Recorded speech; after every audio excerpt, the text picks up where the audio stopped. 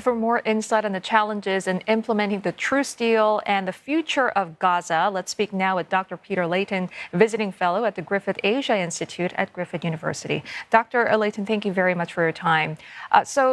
Given the last-minute disagreements and hardline opposition from Israel's right-wing party, in your opinion, what's the potential of the deal collapsing before Sunday's scheduled implementation?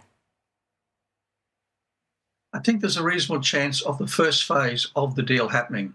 The first phase lasts for 6 weeks and 33 Israeli hostages will be released. And there is a pause in the bombing. However, I think getting beyond that 6 weeks will be remarkably difficult. The Israelis have always said that there's two no-goes, if you like. One is the withdrawal of Israeli forces from Gaza and a permanent ceasefire. Now, those don't come into effect until much later. So I think the 6 weeks looks okay, but I think it is more likely than not that after the 6 weeks, the war will resume in some form. Okay, let's linger on that point for a moment, Dr. Layton. The first and second parts of this deal involves the release of hostages. But once they're out, Hamas loses their most valuable bargaining chip, essentially.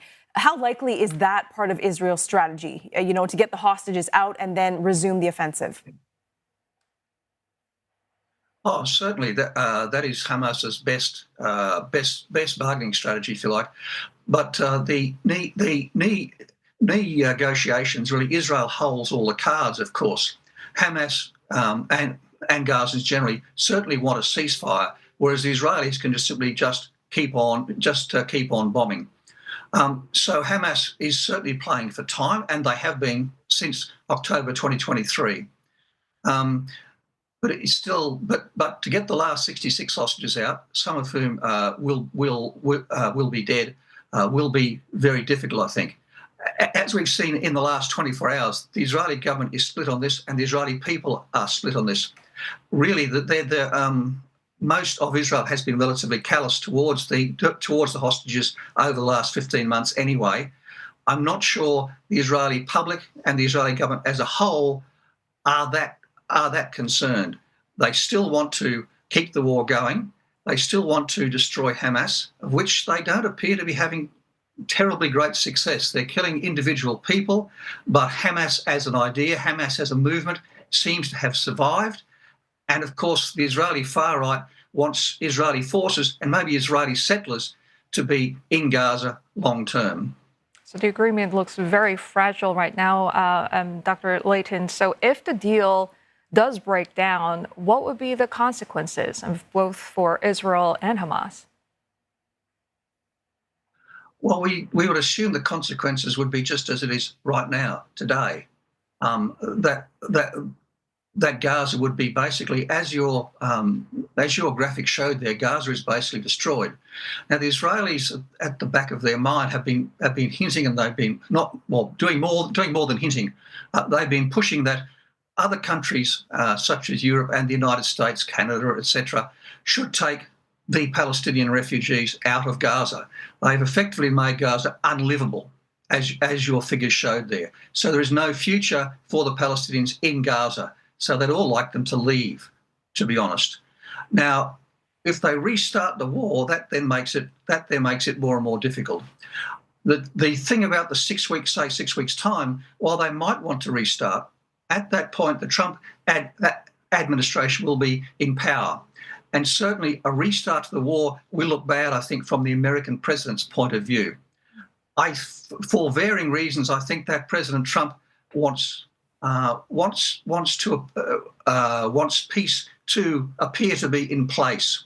So there will be, I think, even more pressure upon the net new government then. Interesting point. Let's talk about Benjamin Netanyahu now.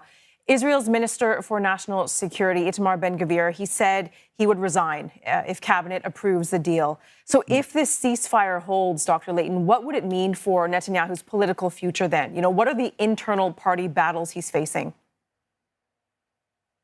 I think that he is certainly a great survivor, so he will survive, and his government will, although damaged. I think that he'll find some other parties which will keep this going. So, but all the same, I think that those statements by the far right simply reflect the divisions amongst the population and the government, and they show that getting a permanent ceasefire will be, I think, impossible. So we'll still have, just as we did for the last 20 years, there will still be the occasional Israeli bombing attacks and strikes into Gaza. As I said, Gaza is unlivable now, and the Israelis are saying, or at the moment it is unsure that when the reconstruction starts in, say, 3, 4, 5 months under this plan, whether the Israelis will firstly allow UN staff into Israel so that they can go into Gaza. Of course, there's a restriction about their visas at the present time. And of course, secondly, Israel wants to maintain a very strict blockade, which means that things like cement and metal cement, which is used for tunnels, and metal pipes used for rockets, won't be allowed into Gaza. So if you're not going to let building supplies in, it's going to be fairly hard to reconstruct. And these are just some of the difficulties and the uncertainties here. To a certain extent, from an Israeli point of view, it'll be easier just to go with the status quo and keep on bombing. Looking ahead then, what does post-war Gaza look like to you? Israel says Hamas will never rule Gaza again, but they still control much of the territory, and they don't really have any rivals to take their place at the moment. Who do you think will govern the enclave? Yeah, it's an excellent question. I mean, people are outside of Gaza and Israel. People talk optimistically about the Palestinian Authority, but Secretary Blinken has made the point that Hamas remains popular to a certain degree within Gaza. But you have a ruined enclave, people living mainly in tents. I think the options are going to be fairly stark. It will be either someone like Gaza, or maybe the enclave will just break up into a series of scattered areas ruled by rival gangs. There's no good options here. The government buildings, the hospitals, the education facilities, the schools, etc., they've all pretty much been destroyed. So what Hamas would rule is just, I suppose, just the distribution of the food aid. And of course, as your graphic showed there, of course, Gaza no longer possesses any means of feeding itself. So the food aid, those 600 trucks a day, starting up to, say, 2,000 trucks a day, will have to keep rolling for the next 10 or 15 years. This is a big ask, and Israel expects everybody except itself to fund it. And of course, before that reconstruction, the fighting has to stop. We will continue to watch if the ceasefire holds. Thank you so much for your insights today. Dr. Peter Layton, visiting fellow, Griffith Asia Institute at Griffith University.